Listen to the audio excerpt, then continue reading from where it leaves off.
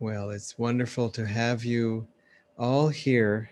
And as we've been saying, it's been a bit of a pilgrimage, a little bit of a retreat that we've had this ongoing connection throughout the weeks now, and then also this week, in a way, it was even stronger than last week.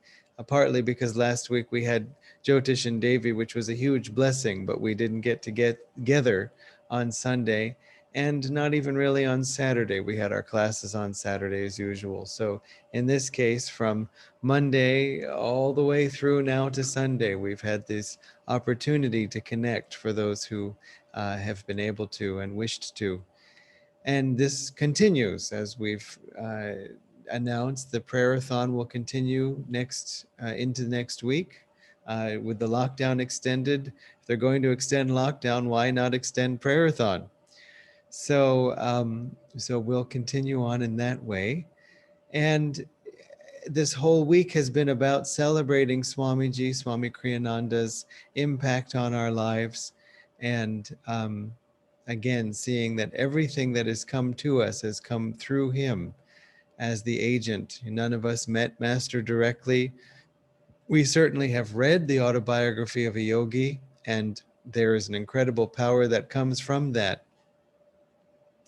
But as Swamiji has pointed out, in Master's autobiography, he writes about everyone except himself in an autobiography. And in fact, that wasn't Master's original title for the book. It was The Yogi Christs of India.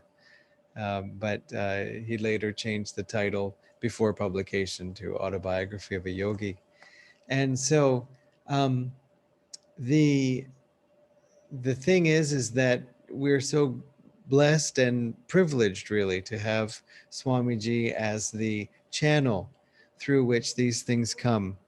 You know, so much of spirituality is really absorbed by the heart, by the cells, much more than the mind. And I know Sri Yukteswar said something like that, but I can't remember the quote. Something like God is cognized, with the soul or within the atoms, not within the brain or something like that. I can't remember. It's a wonderful quote. But you can guess the state of my brain. I can't quite pull it out of the ether. But the sense that we have of how we really grow, I've thought about it because I've had books that I've read. I've had even, there's a lot of ways in which the teaching comes to us, but so much of what was precious to me about Ananda and is precious and these teachings was Swamiji's example, because Swamiji was always the living proof that it could be done.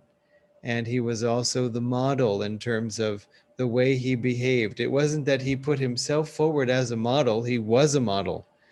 And he also challenged us to set our sights higher, not to be content just with where we were. He also was very patient and kind to others. And though he at times tried to invite them to take a step forward, he never pressured anyone and never, held it against them if they didn't. But, and that was also an example to all of us, to be patient and respectful to everyone. But I know that for me, Swamiji made everything real, because when we read a book, we read it through the filter of our own consciousness. When we hear a lecture, we hear it through the filter of our own consciousness. Everything we perceive is through the filter of our own consciousness and whatever its current state. That's just the way things are for everyone. And yes, we're working on increasing that. But that just happens as it happens. I mean, it happens very methodically as we meditate and do kriyas, sure. But still, it's important to keep our eyes ever on the goal and to, as Swamiji's song says, lift up your eyes, to lift up our gaze beyond just the horizon to say, oh no, in fact, it's much higher where I am going and where I want to go and where I can go. And so, also, though, as I've said before, it wasn't only and isn't, because Swamiji lives in the present now also. In some ways, he's much more accessible, it feels, than when he was in the body. And we were sort of hypnotized by, well, he will only get this message if I email it to him, as opposed to if I just think it to him. It was that even during his lifetime that became clearer, but still it isn't something that he paraded about. Master was very open. He said, I don't see you, I don't mix with you, but I do walkie-talkie with you. And so in case you're not aware of walkie-talkie, those are little handheld local radios that you can come in, this that Yoganandaji, this kind of thing, and so that you can stay connected. So Swamiji did that too. And he did say, those to whom I feel closest, some of them I never see and never talk to. Meaning just because they were apart, serving in different parts of the world. It wasn't that he made a point of not seeing them.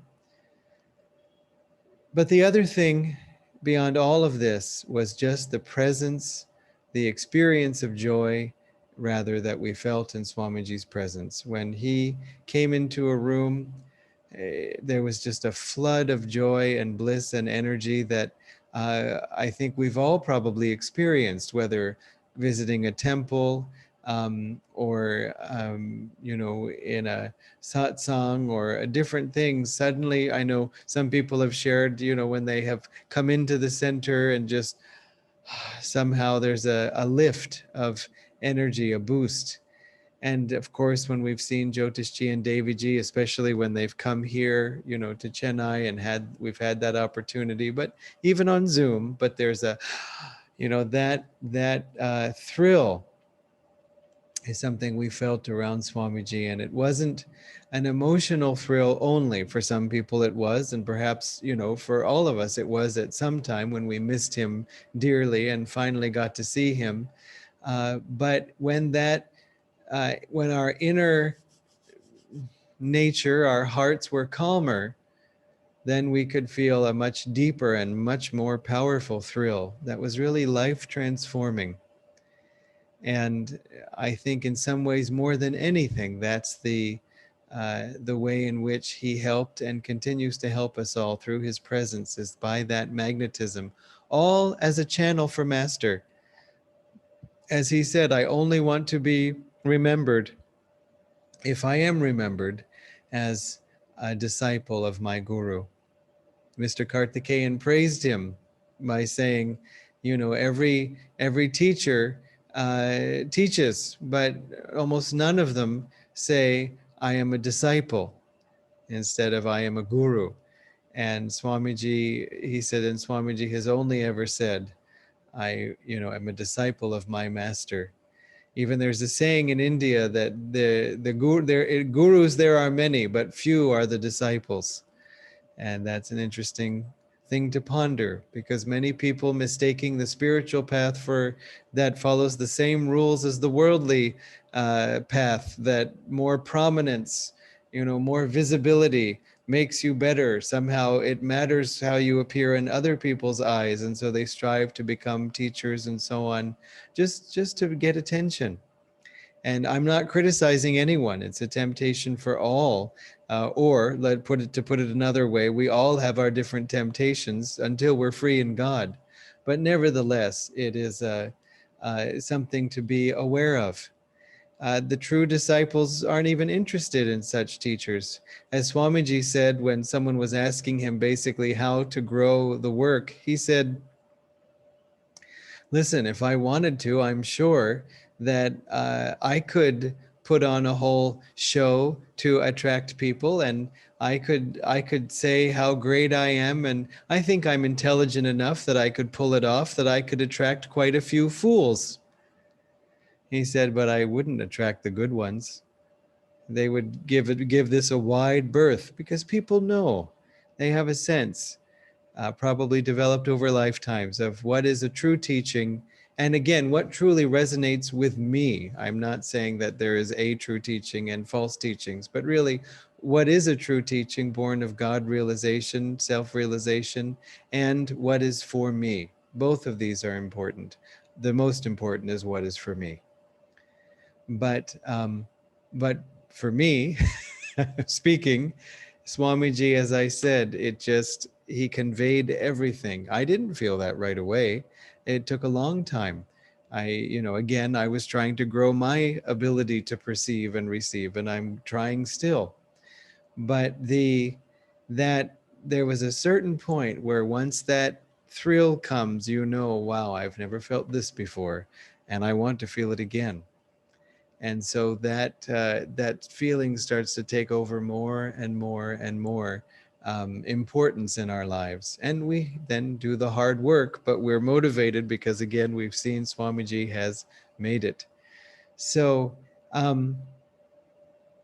also, as I said, he had a reading, like well, it was an Agastya reading, a Nadi reading. And in the reading, they told him, you are an avatar. And Swamiji wouldn't accept this. And I accept Swamiji's position on this. But I remember a little bit later that same day, as I was, it's a long story, but essentially they gave him the beginning of the reading and then said, okay, now that we know that this is your reading, they found the right palm leaf, later this evening, can you please come back for the full reading? It takes us time to copy it off the palm leaf and sort of, it's written in ancient Tamil, Sanskrit transliterated into Tamil like 400 years ago. So not ancient Tamil, but Sanskrit transliterated into Tamil. And so he said, they said, can you come back? And Swamiji he was having a birthday party, interestingly. This was actually in April, not May 19th yet, because he was leaving India to go to, I think, Italy, but anyway, we had a birthday party for him early. And then this happened on the day of that program. And so then he said, I can't come. Well, they had said, we'll have it ready by, such and such a time. So it would be fine for Swamiji to go, get the reading, and then be able to go to the program. But they couldn't get it ready. And so Swamiji asked me to go to basically receive the reading, and they would record it into a tape, and then he could listen to it later. Anyway, as I said, it's a long story, and there's more to it than all of this that might be interesting to tell. But to get to the point, which is really just an aside, as I was leaving to go, Swamiji said, they said I'm an avatar, and of course that's not true. And he said, but I'm on an avatar's team. And so he said, you might tell them that.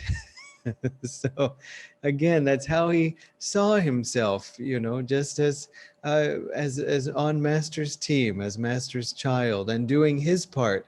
And all of the direct disciples had their own parts to play. And Master did say to Swamiji, apart from Saint Lin, every man has disappointed me, and you mustn't disappoint me.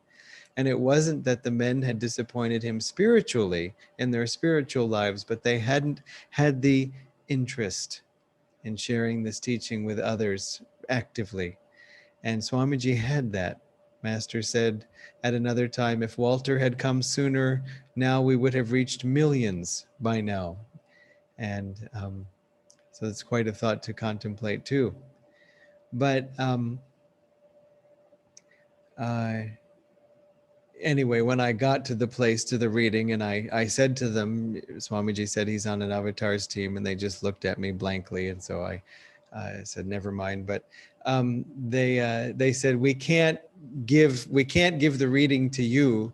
The reading has to be read to Swamiji. He has to be the one to hear it, because it's not just a reading, it's a blessing also, and it has to be said aloud in his presence. And so they agreed to come to Swamiji's home. to do the reading, which they never do. I mean, someone familiar with them said they always politicians, everybody will call them, you please come, and they say, no, the holy vibrations of our Nadi center, we can't leave, and so you have to come here. I was saying, well, the vibrations are pretty good in Swamiji's home also. And so anyway, they spoke to their guru and he said, go. And he authorized them to come to Swamiji's home, which again was very unusual. And then he finally, after the reading, he was able to go to his own birthday party. He said, I'm an hour late from my own birthday party. It's just not right. But he said, thank God Haridas was chanting the whole time. Haridas ji just kept getting the word, keep chanting, keep chanting. And so he was chanting that whole time with everybody who were all waiting for Swamiji to come. So anyway, it was an interesting experience. Also because a storm, as soon as the reading began, there was a huge storm out of nowhere. Just rain came pounding down. It wasn't even the right time of year for that.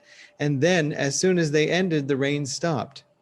And it was strange because then when we went out to drive to go to this event, Swamiji's birthday party, he was looking around and seeing water everywhere, but he hadn't noticed that it was raining because he was concentrated on the reading. But it was a weird thing. Anyway, that's another Swamiji birthday story. We've heard a few of his birthday talks, and we're about to hear one more. This is an excerpt of a talk Swamiji gave at his birthday in 2006. And it was an interesting time because Swamiji had, let's see, had he been back to America? He came to India in 2003. I'm trying to think if he returned to America before 2006. He must have. I know he didn't in 2004, but yeah, anyway. So, but it had been a long time, but this was early in Ananda India's history. And just speaking on a personal note, for Dharmini and me, this was the same year that Swamiji had asked us to move to India for the first time. And so in February, he asked us to come, and then we returned to America to try to see how we could make it happen, because it wasn't as if, oh, just no problem, everything's in place, just transfer. There were a lot of questions, but we were committed. We just had to see how Divine Mother wanted to make it happen. Then this was his birthday party in, I think, in May at the village. I mean, of course, May, but just making sure it was at the right time when he was at Ananda Village. In fact, many of you have heard his part of his birthday talk, which we refer to as his 80th birthday talk. We played it earlier this week along with the slideshow, the photos of Swamiji, or maybe that was some time ago actually. But anyway, whenever we did, where he gives that talk. So that was on his birthday, May 19th, and this is a talk he gave the next day, May 20th. And what else was I going to say about that? Oh, and then, so we came to India in December of that year. And I say all this not for any sort of personal reason, or that, it's sort of like, the fascination that my own biography must hold, which of course I'm completely joking. But it's that, in fact, I didn't even ever talk about personal aspects like this, because, I mean, why would they matter? But over the years, people have told me, among some of you, that it can be helpful to connect different events, because it helps people. Some people have said it helps them feel closer to Swamiji and to Master. And so in that way, of course, it has validity. So this is not the whole talk, which I'm sorry to say is too long for our satsang, but it is a portion of the talk. And again, this was at Ananda Village, 2006, May 20th.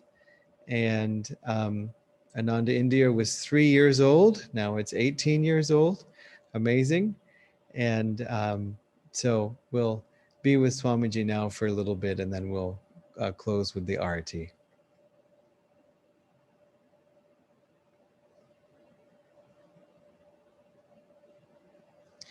I'm not sure I did this right. Let me make sure I do it right. Yeah, I didn't do it right. There we go. I have to say this has been a very moving weekend for me. I was asked to say a few words after the play last evening. I just couldn't do it.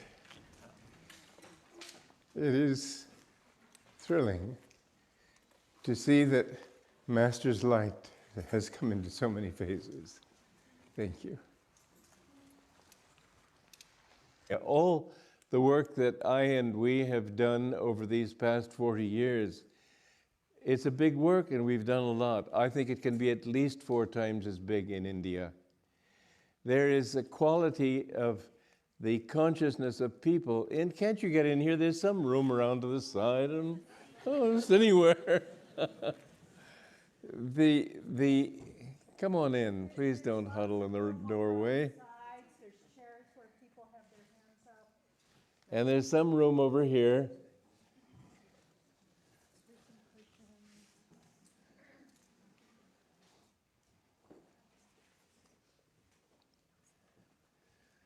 Stanley, that's quite a hat. So anyway, I think the work in India will be much bigger than we've done here, and we've done a lot in the West already. But India's the homeland. This is where the real power comes from. And there is a great blessing in that country. The moment the plane touches that runway in New Delhi, many people have said it, I have felt it, just a joy coming up out of the ground. It's powerful. And the Indian people, I consider them tourists in a time zone as we are tourists in a space zone. Who knows what life people will be in one life to another. I know that many of us here at Ananda were in India in the last life. Many Indians I've seen, they look like Wall Street stockbrokers. But there is something when you're born in that country that gives you an openness to these things. Even atheists, if you talk to them, you find out they're not atheists at all. They just reject definitions like Kali or Ganesha or something. But there is a certain quality that, mind you, there are exceptions everywhere. And I don't want you to go thinking that on every street corner you're going to find a saint. But I do say this, there's openness to it, and that means everything. I've lectured all over the world. I've had a lot of experience, thousands and thousands of lectures in Europe, in Australia, in New Zealand, in America, in England, in Mexico, et cetera, et cetera, et cetera. I remember a talk I gave in London, last talk I ever gave. I don't even want to talk there anymore, and I love the English people. Mind you, I feel half English in a way because I went to school in the English in England, and I felt it was a wonderful experience for me, and I had many good friends there. But I have to say, this lecture was a good example, and I've told you some of this. The first half of my lecture, I felt that I had finally, after the end of the first half, had the major triumph of convincing people that I was not a fraud. What's the fun of talking to people like that? Then by the end of the second half of my lecture, they were finally, I think, convinced that I wasn't totally insane. In America, you find people's minds are more open. They're willing to hear all sides. They give you a fair chance. And there's a lot of devotion in America, too. I didn't believe that before I came to Master, I was all set to just leave this country. I felt it was so materialistic, I didn't want anything to do with it. But that was because that was the milieu I was brought up in. And when I came to Master and met so many wonderful devotees, then I realized there is a deep spirituality in America also. Many Americans, something like over 30%, meditate in some way. Over 40% believe in reincarnation. And I don't know all the statistics. I'm sure some of you know them much better than I. But it's astounding when you think of how little that part of the voice of America is expressed by our officials. Those who pretend to speak for America present an image of America that I don't think anybody in this room feels in tune with. And I know this is true. I remember back in 1960, I had to come back for a visit to America for a few months. And it just I just felt so sad to think of having to come back. And then some lady came to the home I was visiting. She was from Oakland, and she had such sweet devotion. It reconciled me to coming back. I remember that in spite of all the materialistic vibrations, there are wonderful souls here. And that's America. Italy, they're even more so, because Italy has had the tradition of saints. And they naturally understand that devotion to God can bring communion with God. You don't tell that to most Protestants, they think you were crazy. I mean, think of that popular Protestant hymn, when the saints go marching in. They think of saints as anybody who believes in Christ. That's not a saint. I've known quite a few people who believed in Christ, and well, never mind. But in India, there is that quality. It's wonderful to teach audiences in India because they automatically open their hearts and they want to hear and they understand. And you don't have to go through, in this country, you have to go through all the laborious work of explaining what it's all about. Where there, they've grown up with it and they know. And so you can clear away a lot of the introduction and preface and prologue and everything and get into the meat of it. To repeat myself, I believe that the work in India is destined to grow very big, and it needs to. India, every country has a particular destiny. India's destiny is to be the guru of the world. It has been that since time immemorial. It is the only country in the world that is preserved from its ancient, from the descending from Treta to Dwapara to Kali Yuga, has maintained that high culture somehow intact, quite frazzled and beaten up and ground down, but still it's there. And the thing that has kept it there, somebody said to Vivekananda one time, what makes Indian people spiritual? He said, because we have the Himalaya. I think that has a double meaning. One is that they inspire, sure, that's easy to understand. In fact, it's incredible how tall those mountains can be. I remember in Lohaghat one time, I used to go there for meditation, seclusion, and I visited the home of some people nearby, and it was all mist. You couldn't see the distant mountains. And then suddenly one day they said, oh, look, you can see Nangapar, not Mangapar, but I can't think of it. Nanda Devi, that's it. You can see Nanda Devi. And I looked where I thought a high mountain would be. There was just nothing but mist. I thought if these people got X-ray vision. And then I just happened to look, it was way up there. That's certainly part of it. But another part of it is because it's so remote and so solitary, great people who want to seek God have gone there. And there are great souls living in the Himalayas. And those few people sometimes say, well, what are those yogis doing for humanity? They're keeping this planet together. That's what they're doing. Their vibrations of peace and love and joy emanate into the whole world and fill the country of India. So I'm eager to do all the things that I've talked about there. I want to start communities, plural. So this is my hope. I have hoped that I would be able to go back to India and say we've got some land. And this looks like fantastic land. I am in India, as you know. This place is so much more beautiful than what we have there. It would be very pleasant for me to be able to stay here. Crystal Hermitage, I can't imagine a more beautiful house and garden in the world. I would be very happy to stay there. I've even got a good reason to stay here because I'm trying to write the Second Coming. But that's where I'm needed and that's where I want to be. And we have some wonderful devotees there who managed to pull me there. It's been a thrill to come here and see that all over, because we've got representatives here from all our communities in India, in Assisi, everywhere. and to see that Master's light is in all your eyes. This is very moving to me. But I remember one man, he was Mr. Brockway, he was an architect, and he was a student of Master's, not a disciple. But in the hospital where I went to meet him, I heard him saying, "Oh, I've done many wrong things in my life."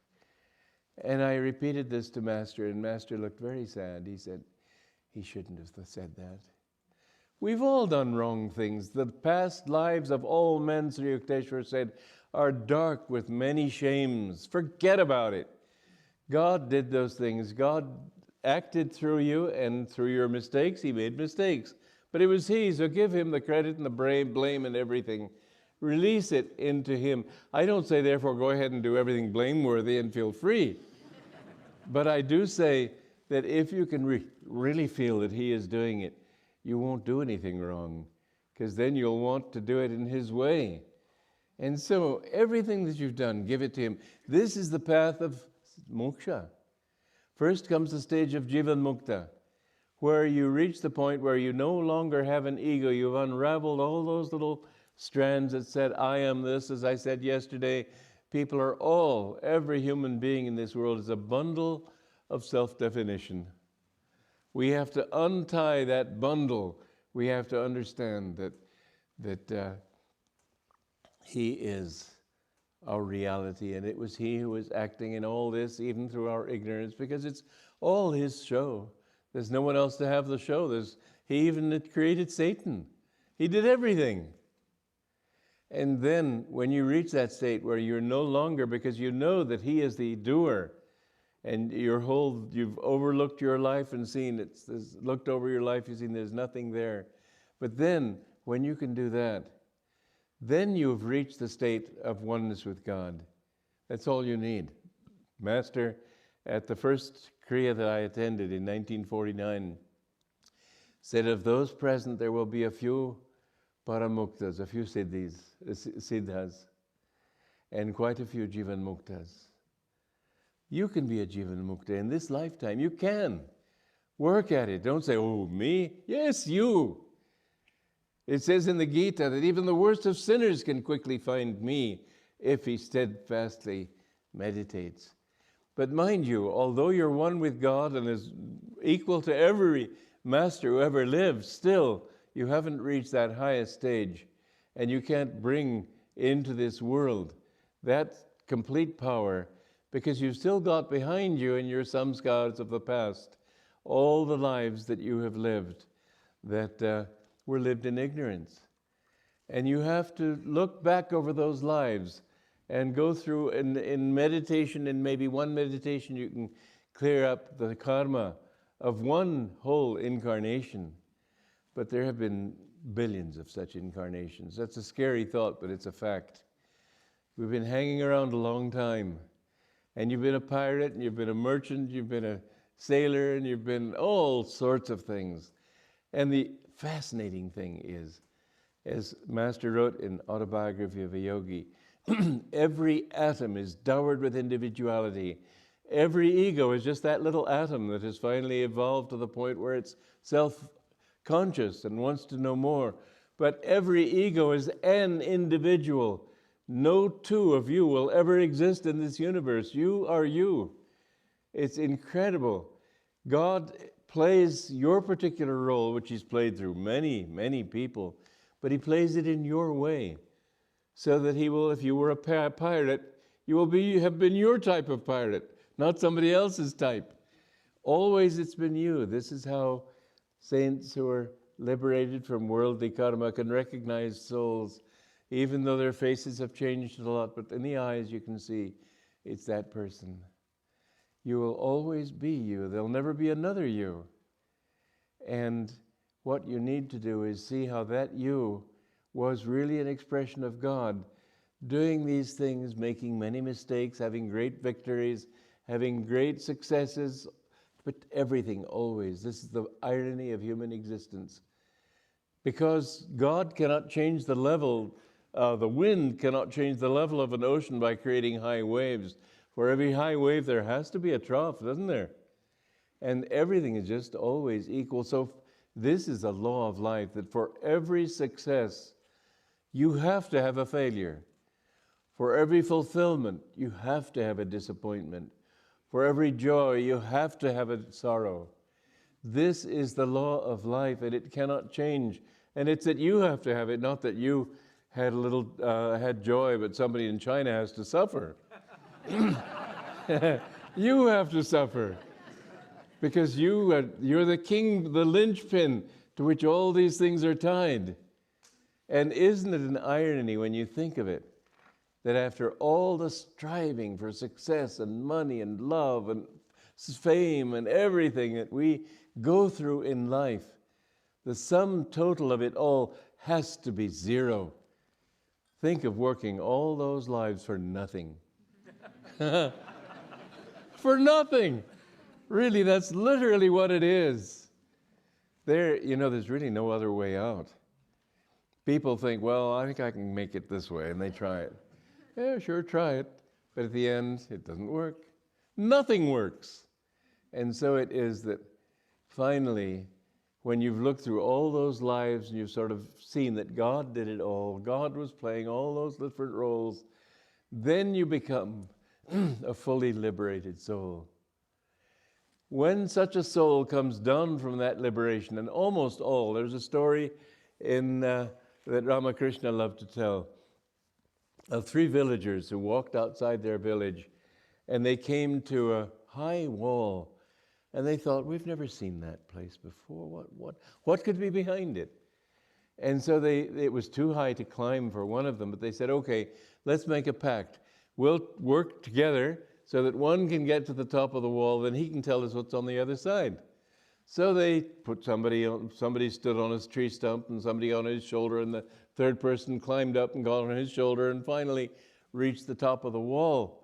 And he looked down and he clapped his hands joyfully and jumped down, and the others waited. Finally, they thought, he's not coming back. So the second one says, oh, I'll come back. I'll certainly come back. And so he climbed up with, maybe they leaned a tree trunk. I don't know what they did, but somehow he managed to get up to the top of that wall also. And he looked down, and the third one waited down below. Yeah. Oh, wow! And he jumped down on the other side and didn't come back. Finally, the third one said, I've just got to know what's on the other side of that wall. So he found a tree and managed with a great deal of effort to lean it against this wall and climb up that tree and get to the top. And he looked down, and there was the most beautiful garden imaginable. And he thought, I could spend my whole existence living there and just never think of anything else. Then he thought, yes, but if I do, all these people in the village won't know about it. And so he jumped down and deferred the opportunity to enjoy that eternity of bliss, to come back and tell the villagers. Now, very few people in this world have that desireless desire, that compassion to come back again and again.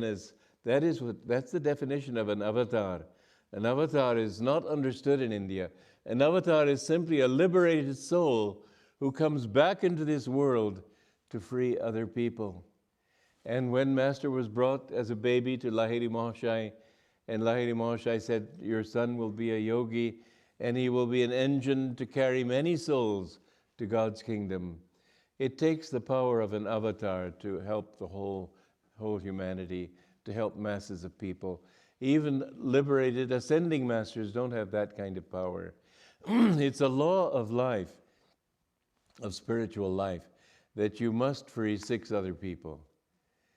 I asked Sri Rama Yogi, who was a liberated master himself, I said, excuse me, I said, what does this mean? You have to liberate 6 others, and they have to liberate 6 others, and they have to liberate 6 others. Nobody gets liberated then. If you can't be liberated until you've liberated 6, so in turn have to... He said, no, it's not like that. He said that it's like when you become emperor. Everybody in your family is automatically raised in society. Some raised very high, but they don't become the emperor. Only you are the emperor. So the great blessing of paramukta, paramoksha, is that 7 generations of your family, behind and ahead, are freed. And 6 people have to be freed. And how they are freed depends on how high they're ready to go. I think of my father, for example. If I ever get there, and I hope I do, he was a good man, but he was not a saint. And he was not ready for sadhana. He would be ready for sadhana, I believe, after this. He would be ready to go deeper. Dr. Lewis said to Master, he said, well, so the family, they get liberated, okay, but what about the disciples? And Master said, oh, they come first. Well, that was a big relief. Big relief for Dr. Lewis. Well, the thing is that when a master comes down, Master was like a railway train engine that can drag a long, long train behind it. And that is how he has brought a power to the West that is changing the West, that is bound to change the West. And all those who want to get on board, they will be carried far. This is a new dispensation and something very important to understand. But once you achieve that, there's no higher. You can't say that Jesus is bigger or less big than Buddha, that Krishna was greater than Sri Rama Yogi, who was an unknown saint, but he was liberated. You can't say that Master was an avatar, is greater than, let's say, Sri Rama Yogi was not an avatar, but was liberated. You can't say that. Once you are one with God, you're one with God. How can you be higher than God? There is no relativity in the absolute. Master, somebody asked Master once, is there any end to evolution? Master said, no end. You would go on until you achieve endlessness. What a fabulous answer.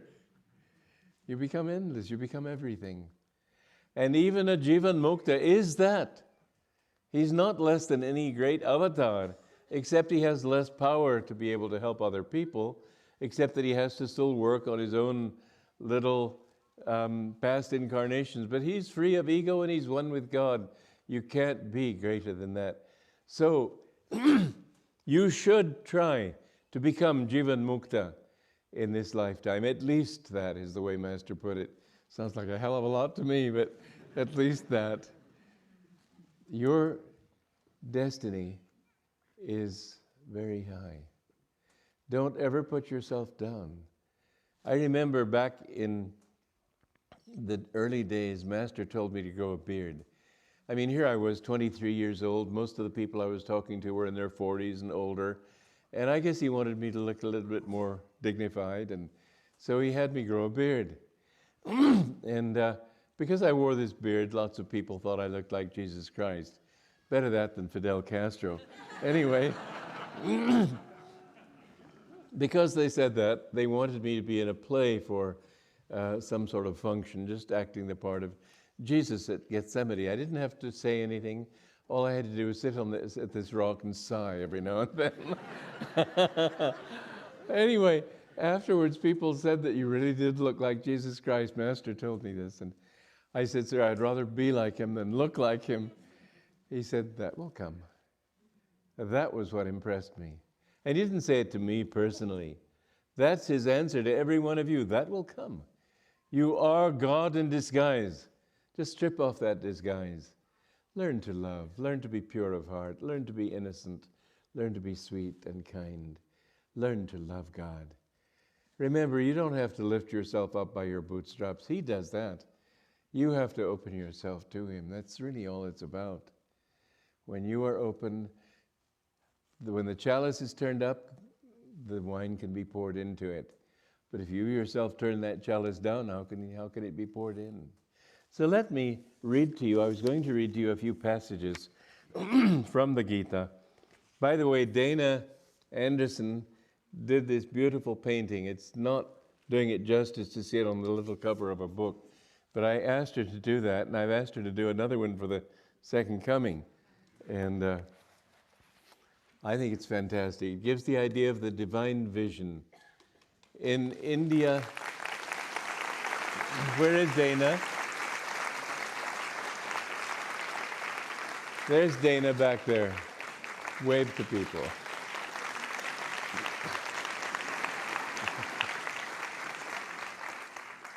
You know, most pictures of the Gita tell you why the Gita is old-fashioned and Kali Yuga. They have Krishna riding his chariot, guiding the chariot, and Arjuna in it. But Krishna, in his divine vision, gives you cosmic consciousness, which Master explained in Autobiography of a Yogi. He wrote that beautiful poem, Samadhi. This is the goal of life, that you become one with all the universe. How can Masters tell us that there are different kinds of galaxies? Because they're there already. They're not in their little body. They're everywhere. And the divine vision, which Krishna talked about, now people are ready to understand that kind of thing, which they could not have understood even 100 years ago. Now we know that matter is energy. Now we know that the universe is so vast. We have a different concept altogether of the outward reality of things. And so it's time for this kind of painting to make sense. Although I've had some Indians say, what does it mean? They don't yet understand, but this is a, you might say, surreal vision of what the divine consciousness is. And I think Dana is a wonderful artist. If anybody wants to buy that painting for $10 million, I'll sell it. It'll build our work in India. Let me read a few from here. Knowing, this is in the Gita, knowing, knower, known. These three together constitute the impulse to action, doer, awareness of the deed, and the action done. Thus we see here even more limitations on the ego than what we've described before. These being an explanation for the action itself, not its 5 causes, but what happens in order to make an act possible. Subtle refinements like these serve the practical purpose of helping to convince the ego of how little freedom it has in its ego-conscious state. In divine consciousness, knowing, knower, and known are one and the same person. The person is, in fact, the thing known. He is not only the knower. Thus, learning for him is no longer difficult, since he already is that knowledge. He is also the act of knowing, which means that in learning he doesn't really absorb anything new. In accomplishing a task, even a big one, one who has merged his ego in the larger self considers no task too big for him. Must he climb a mountain? He already is that mountain, and therefore doesn't view it as looming high above him. Not thinking of himself as having to do that strenuous climb, the act of climbing is already a part of his own reality. Climber, climbing, and the thing climbed are one. With such awareness, an arduous task like this may take, relatively speaking, hardly any time at all. Although for people who lack this awareness, it might take an unconscionably long time and be accomplished only by Herculean effort.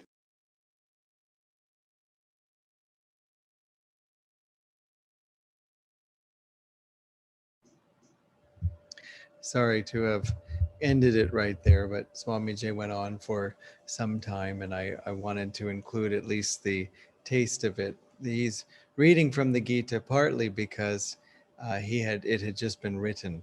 He wrote it in 2005, and it was published in March of 2006. And he was, it was published in America right at that time in May when he came back. So it was, a very momentous occasion to have Master's commentary on the Gita available in this form.